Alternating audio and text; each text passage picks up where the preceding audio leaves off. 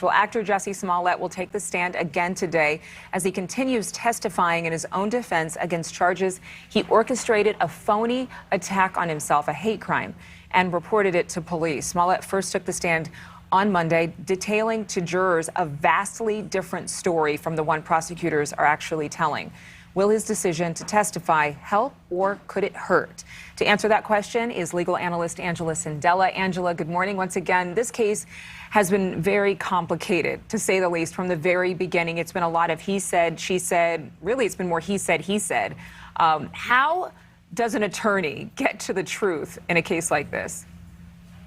So thankfully, it's not actually even what an attorney believes. It's what the jury believes, and that's the charge that the jury will be given. So they're going to be looking at all the testimony from the chief of police to the brothers to Jussie himself, and they're going to see who is most credible. Because this is not even about the facts of what happened. It's about who is more credible here.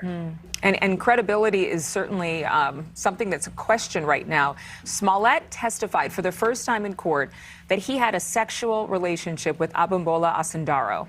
He was one of the two brothers who say that Smollett paid them to stage this hate crime against him. And that same brother actually denied a sexual relationship under oath with Smollett during his testimony. So could prosecutors bring perjury charges against either of them?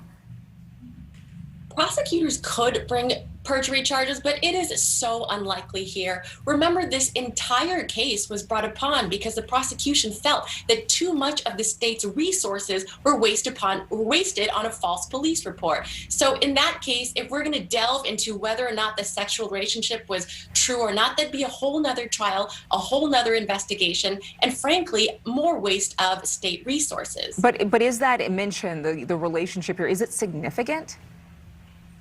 So I don't believe it would be a material fact to the case. It's not like the jury's going to come back and say, well, we decide that he's guilty or not guilty based on whether or not this sexual relationship happened. But the jury is going to be making assumptions off of it. So he brought that up in order to enhance his credibility, to reveal a secret, to show, look, I'm telling you the truth. This man did not tell you the truth. So overall, on whether or not I'm guilty for the charges, you should trust me because I'm more credible. So it's not whether or not that sexual relationship actually happened that's going to sway the jury legally, but it is going to overall build his credibility. There might be a lot of people at home wondering why in the world this case is a big deal. All this time later, it's been over 2 years, and there are a lot of layers to it. Do you think that there's a lot of high interest in this case so far?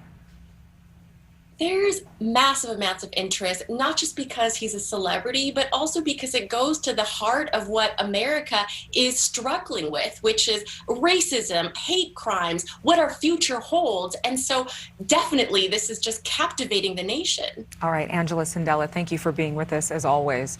We appreciate your time. Thank you. Thank you so much for watching. Make sure to click on the red subscribe button below so you can get more of NewsNation's fact-driven, unbiased coverage.